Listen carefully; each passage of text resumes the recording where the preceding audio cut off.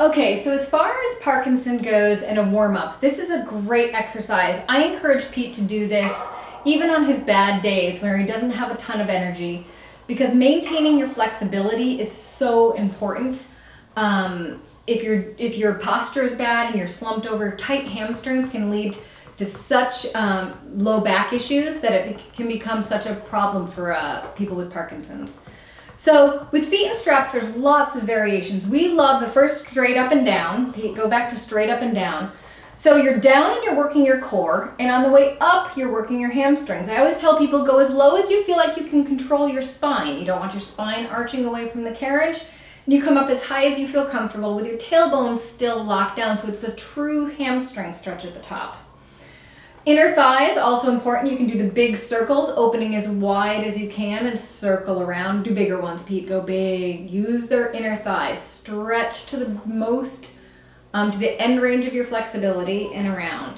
And again, part of the reason we love Pilates and Parkinson's is because he's doing both. He's getting the stretch and the strength all built into the same exercise. You're stretching the muscle, then you're using the muscle, then you're stretching the muscle, and so on. A bit more of coordination for this would be to do a froggy with a ball between your heels. So if you squeeze it, toes out, bringing your knees in and out. He's making this look very easy, but to control that ball requires so much adductor inner thigh strength and outer hip strength to stay in control of that ball. That's a fun variation to add into the mix when you're ready for it. Another variation of this is Peter Pan or single leg froggy, where you let one leg go out to the side and your other one bend into your chest like you were just in that froggy position before. Again, the coordination, the reciprocal movements, all great things to train your brain. This is really an act of coordination as well as physical ability. So Pete is a pretty good stretcher. He utilizes the reformer a lot as a tool to just stretch with. So if he takes one foot out of the strap, he can do straight up hamstrings, across the body, IT band, and adductors at the same time.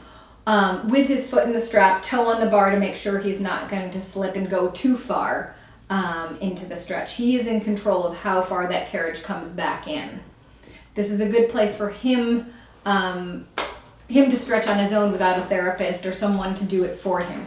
He can put his foot in and do his own back of the leg stretching in this position.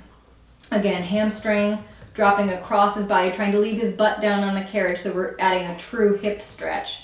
Dropping it out again for the inner thigh stretch. Easy place to get in a lot of work, and you can do this as much or as little as you need to do. Good work.